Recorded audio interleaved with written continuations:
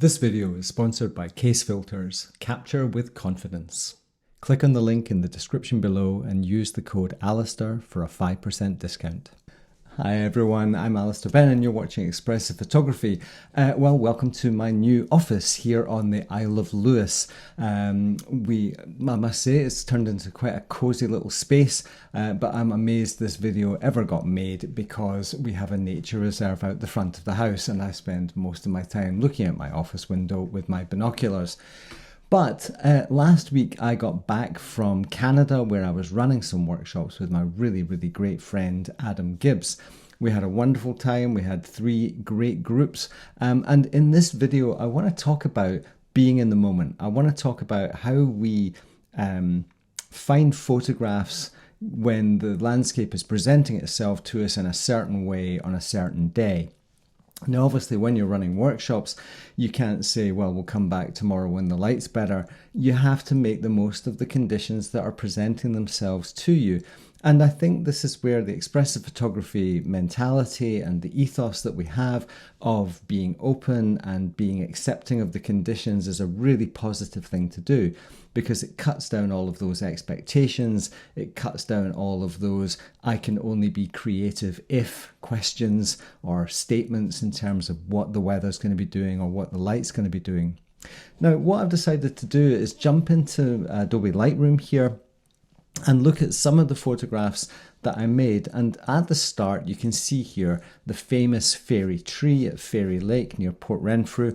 And obviously that's one of the it's the icon, I suppose, of Western British Columbia. And we made quite a few visits there with the various groups. And one of the things about it is that the light that is there is what you get. And what I've decided to do is show 3 different photographs from that area and show how strikingly different they are, and kind of thinking about the composition and why I decided to do what I was doing. So this is the first one, and sticking the tree right in the middle of the frame might be challenging for some people. It might be it's certainly not rule of thirds. But the thing I kind of like about it is that the beautiful light hitting these reflections there, or the reflections of the trees getting lit up by the morning sun there, they create quite a strong diagonal, quite a strong geometric triangle here.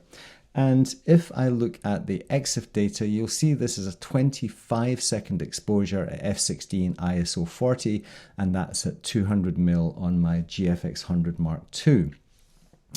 This was the first time I'd really had a great time to shoot with the GFX 100 Mark II with the articulated viewfinder, and man, I really enjoyed it.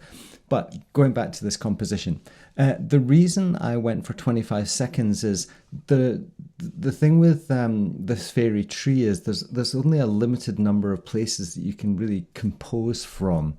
There's a lot of brush has grown up over the last year, and from these various viewpoints, you can see here we have the reflection of the sky. And a lot of people choose to eliminate that by moving a little bit further left. But in this particular case, I decided to try and smooth out the water with a 25-second exposure. Now, as usual, I have my Case Revolution filters with me. And in this particular case, I had a 6-stop with a built-in polarizer. And that allowed me to get the shutter speed down to 25 seconds, which has helped to try and remove some of the chaos. I think this is one of the things with composition is there has to be some kind of hierarchy of attention. And obviously the tree is always going to be a strong draw, given that it's the fairy tree, this little hemlock growing out of this old growth stump. But obviously the light up in that top right hand corner is obviously going to be part of that hierarchy as well.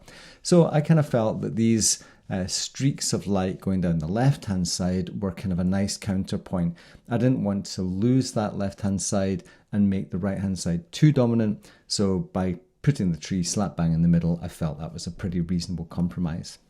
Now, as we can see, a different day, different light, different viewpoint, and we have a completely different image. This is, again, quite a long exposure. This is 60 seconds. So this, I think, was also using a 6-stop and an ND. I don't think I'd gone as... Maybe it's a 10-stop. Probably a 10-stop.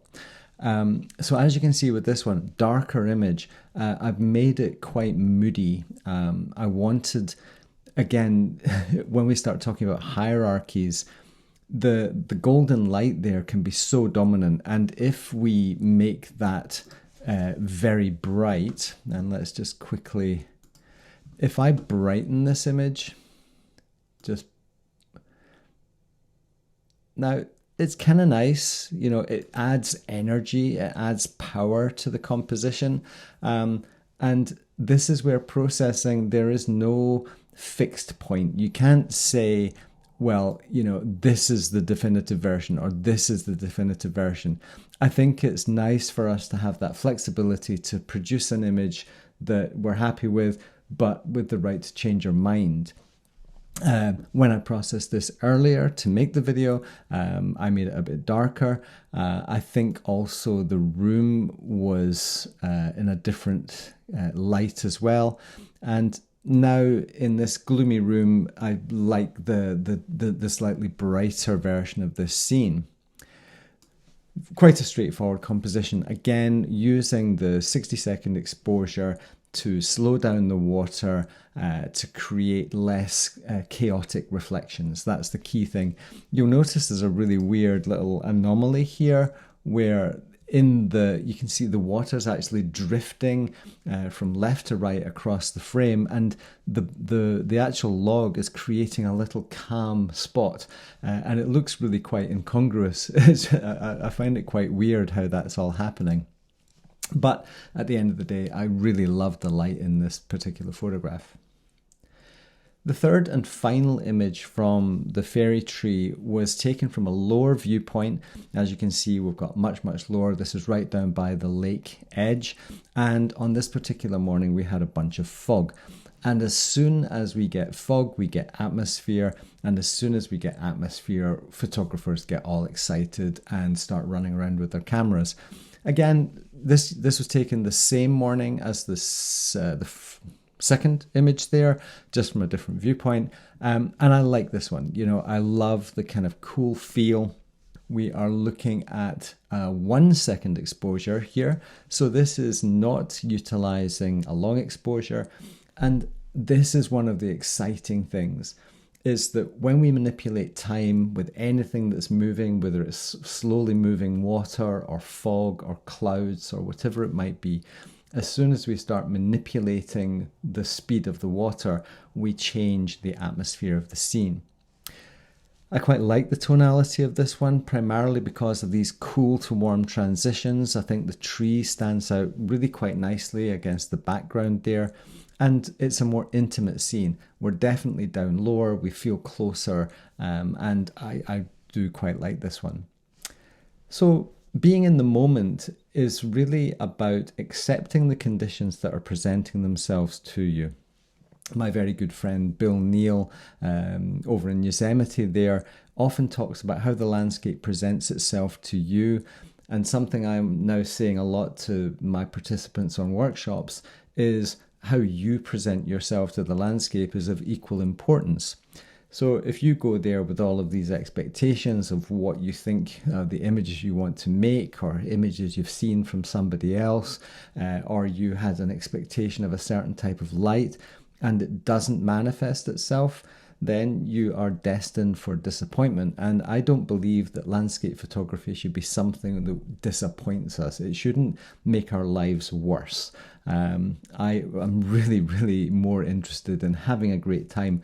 And categorically throughout these 3 workshops, I had a blast, and that rubs off on the clients and everybody had a great time. So I think attitude, again, is such an important thing.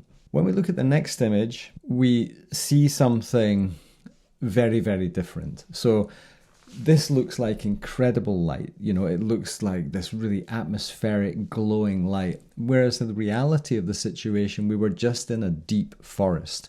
And this was all the light that was filtering through into the kind of lower canopy there. And it was a blue sky day. So just because it's a blue sky day doesn't mean that we can't make landscape photographs. This scene, I'm very, very pleased with this. I think it's quite an attractive scene.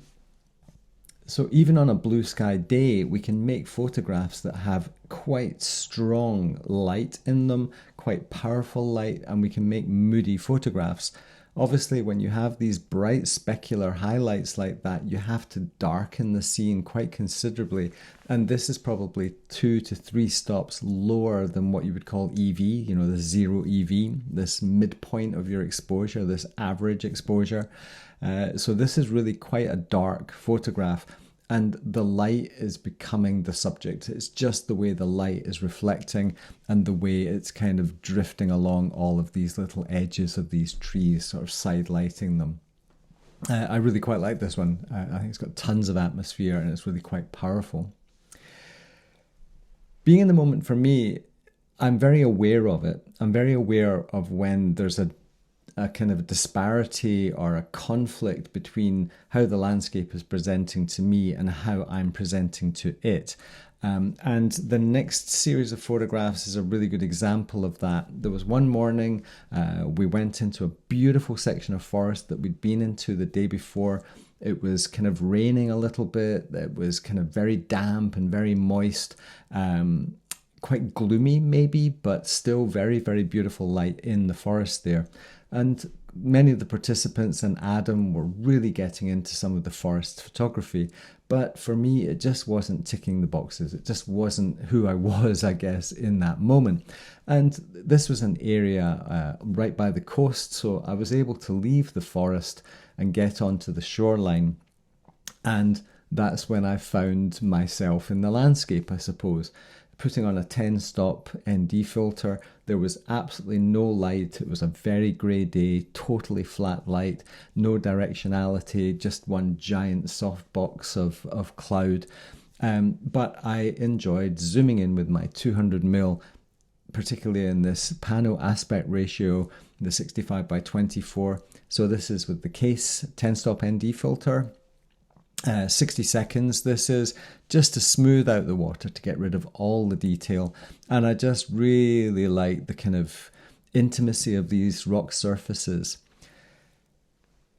Going back to this whole concept about being in the moment, I think one of the things I'm particularly enjoying in my photography right now is allowing the landscape just to be itself and to just marvel in the beautiful way that nature has sculpted these rocks over millions of years to produce these sort of smooth slabs, but equally there's like conglomerate rocks in there as well, so it's all mushed together. It's almost like some kind of ancient glacial till that's been compressed or something like that. I'm not a geologist, so if anyone knows, feel free to tell me. But again, a scene that I really, really resonated with at the time. And finally, this is the last composition that I'm going to show you just now. Same place, same time. This was when everyone else was in the forest running around, reveling in wildflowers and, this soft light through the forest canopy and so forth. But for me, this was where my heart was singing. And I think this is where the pressure of being in a certain environment and only being open to one particular type of photographs can be a bit of a cul-de-sac. It can be a kind of a dead end where we get stuck in this little rut of kind of trying to find something great when it's not really resonating with who we are in that particular day. This, for me, and whether people like it or not, is immaterial. And the beauty of this particular moment was there was harlequin ducks swimming around all around the place as well. One beautiful little duck.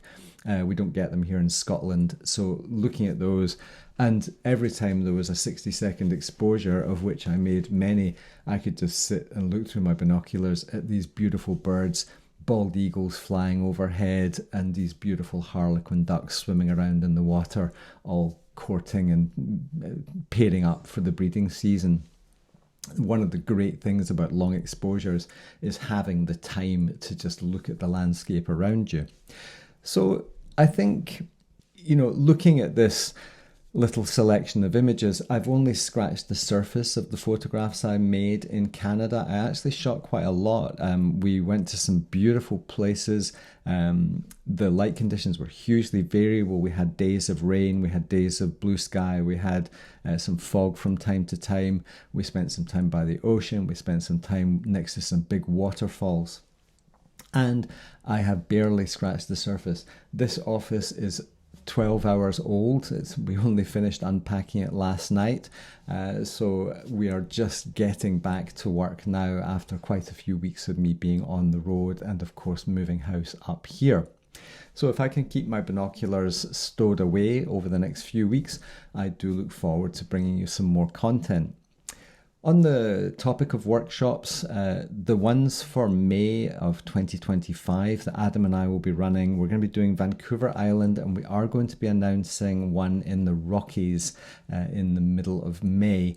The ones on the island are already starting to fill up, so if you do want to join Adam and I on Vancouver Island, or keep your eyes open for the one that's going to be announced very, very shortly for the Rockies. Go over to our website, click on the links, and that will take you to the relevant spots. We have had a cancellation. Alex Noriega and I are running a workshop together out here on the Outer Hebrides in October. Starts on the 1st of October for 8 nights. Alex Noriega is coming over. It's going to be the first time he has been to Scotland, not just the Hebrides. And we are really looking forward to showing some clients around to some of my favourite spots, and also you get to watch Alex discovering a landscape for the first time and to see how he is going to approach the unfamiliar, much as it is when I go to some of these locations in Canada that Adam knows very well, but I don't. In terms of other things, the workshops, we do have a few spots for workshops I'm running myself in February and March in both Scotland and in Spain. A couple of spots there. These are small groups and the price reflects that. So hopefully someone will be interested in coming and joining me on either in Scotland or in Spain. So lots of exciting things happening, lots of big news coming from myself over the summer. We have 4 months away from workshops until the beginning of October. So I'm really looking forward to spending a bit of time in my office, working through some images and sharing my thoughts with you here on YouTube. And finally, if you are interested in supporting our work further, there's the Expressive Photography Forum, which is really kicking off in terms of the discussions and the learning material that's being produced for there. And of course, jump in and buy any of my ebooks, or indeed a copy of Out of Darkness. There are still some deluxe versions, collector's editions and standard editions still available. That's it for now. I look forward to sharing some vlogs from here on the Isle of Lewis over the summer, but of course there's so much to discuss, and I look forward to speaking to you again shortly. Thank you very much for joining me for another video. If you haven't already done so, please hit the subscribe button and give me a thumbs up, or dive into the comments and tell me what type of video you would like me to make. That's it for now. Have a great day wherever you are, and I wish you my very, very best. Bye for now.